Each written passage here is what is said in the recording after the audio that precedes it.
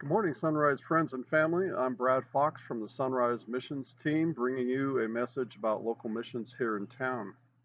Our Fallbrook homeless advocacy ministry has had some interesting challenges to our work since the national COVID-19 crisis began in March. Perhaps the biggest change we encountered was the temporary closing of our monthly outreach to the poor and homeless. Like everyone else, we were required to avoid contact with non-family members in public, so we had to find a way to continue to bless our clients in the meantime. As per our usual manner of work, we continued to pass out MRE meals, water, fast food, meal cards, and underwear and hygiene products in the more populated homeless camps in town. This gave us a chance to help our clients with some of their basic needs as the crisis unfolded. It also permitted us to begin and maintain relationships with the homeless that led to detox, rehab, and transition back to conventional housing. As we've always contended, dealing with the crisis of homelessness involves spiritual, emotional, and psychological help, as well as material help, and we were able to continue this work and still maintain social distancing. We prefer to use the term physical distancing rather than social distancing because our clients need social contact with people from the community, especially Christians. Just within the past 2 weeks, we've been successful in collaborating with property owners to clean up and shut down homeless encampments here in town. We were supported in this work by the Sheriff's Homeless Assistance Resource Team in the process. Two permanent occupants of one of the encampments, Edgar and Uretti, were successfully transitioned to a county detox center where they will get help in dealing with their substance abuse and obtaining long-term housing and employment. Between the two of them, they have 9 children, with Uretti expecting another child soon.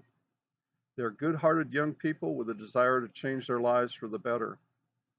Another young man who, together with his family, is a former member of this congregation and a former student of mine, was found adrift on the Pico Promenade in town, struggling with the symptoms of bipolar disorder. Our initial outreach to him opened the door to conversations with his father and grandfather, which led to further engagement and help. When I got a frantic text from his grandmother that he was considering harming himself, that set in motion a rapid search for him, which resulted in a trip to a local mental health clinic where he stayed overnight and was later restored to his family members. He's now in Idaho getting much needed treatment for his disorder, and God claimed much honor in that restoration of an individual and family. Our FHA men's shelter continues to do great work with life-challenged men. Steve, who is a former suicide threat himself, is now the captain of our house and is helping other less capable men to restore their lives.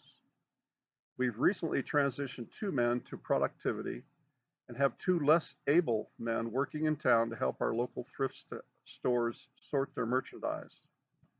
2 other house residents are working with our Jordan Verdine to provide a shower trailer outreach to Fallbrook and surrounding communities. And the house is working at a slight profit to boot. Again, God gets all the credit for heavy lifting in this people blessing ministry. Thank you for continuing to support this essential ministry. This work is essential not only in terms of COVID-19, but also in the economy of God's kingdom. If you want to make a contribution to this ministry, just write a memo for Fallbrook Homeless Advocacy on your check or online donation. Thanks, and God bless your kingdom work.